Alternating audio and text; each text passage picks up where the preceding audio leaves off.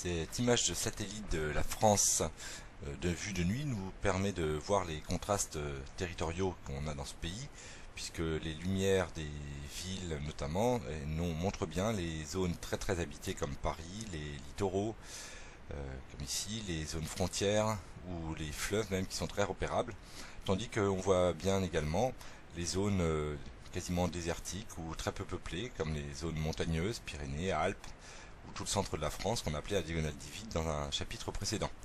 Donc nous allons voir dans ce chapitre 4 l'organisation du territoire français. Quels sont les principaux contrastes du territoire français, comment les expliquer et comment y remédier. Donc tout d'abord, en grand 1, l'agglomération parisienne.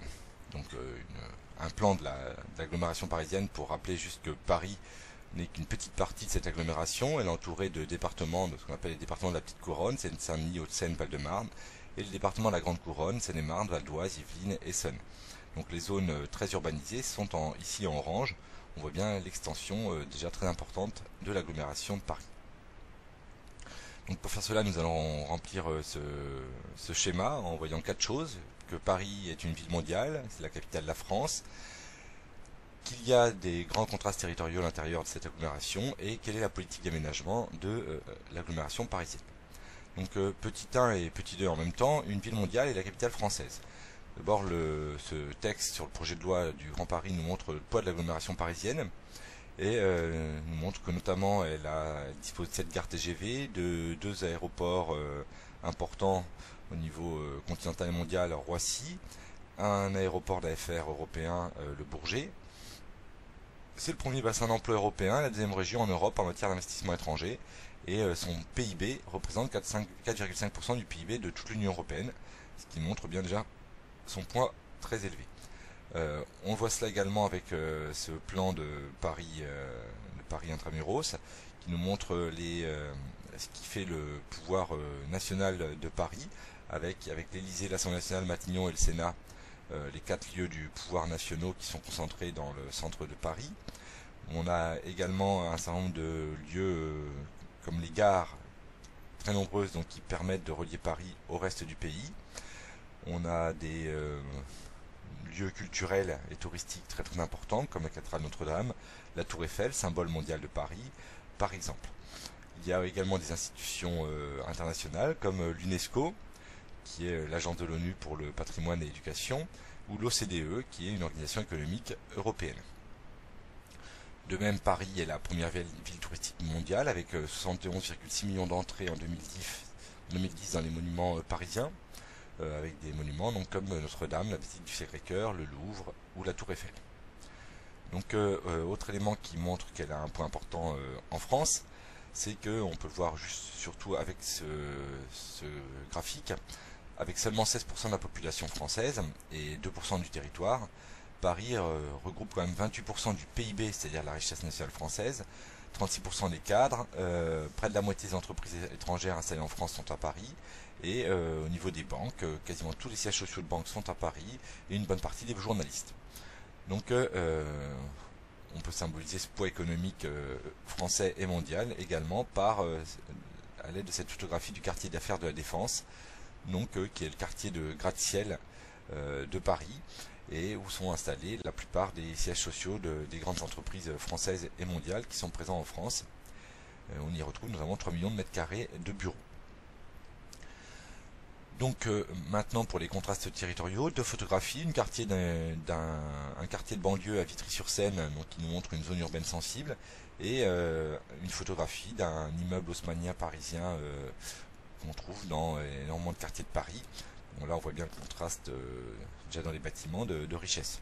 Donc ce quartier de banlieue, on voit bien des grandes barres HLM, c'est ce qu'on appelle des US, des zones urbaines sensibles, qui regroupe malheureusement l'essentiel des habitants les plus pauvres de l'agglomération de Paris. Alors on voit ces contrastes notamment à l'aide de ce tableau qui nous montre un certain nombre de chiffres qui concernent Paris, mais aussi les 3 départements de la proche banlieue. Ça nous permet de voir que à Paris Centre, on a un salaire annuel moyen de 30 000 € environ par habitant, ce qui est assez proche du salaire moyen des Hauts-de-Seine, donc le département qui est ici, tandis que la Seine-Saint-Denis et le Val-de-Marne ont des salaires moyens beaucoup plus faibles, presque moitié moins pour la Seine-Saint-Denis au nord de Paris.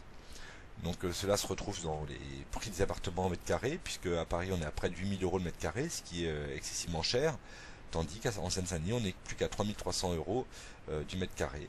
Donc cela explique très largement le fait que un bon nombre d'habitants aillent vivre en dehors de Paris, et notamment dans des départements du coup moins huppés et moins cotés comme la Seine-Saint-Denis, le fameux 9-3. Cela se retrouve de manière un peu moins forte dans le taux de chômage, mais quand même, avec plus de 11% en Seine-Saint-Denis en 2011 contre moins de 9% à Paris.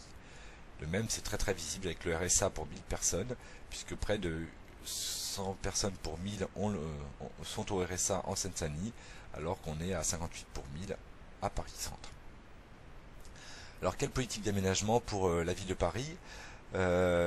Cette publicité ici, si vous avez regardé en classe, nous montre les aménagements prévus par le Grand Paris, qui est une des projets de construction importante de la ville pour les 20 années qui viennent. Alors, elle rappelait dans cette publicité que les transports parisiens sont basés en fait essentiellement sur le centre de Paris et sont organisés en étoiles à partir du Paris, que ce soit le métro ou le RER.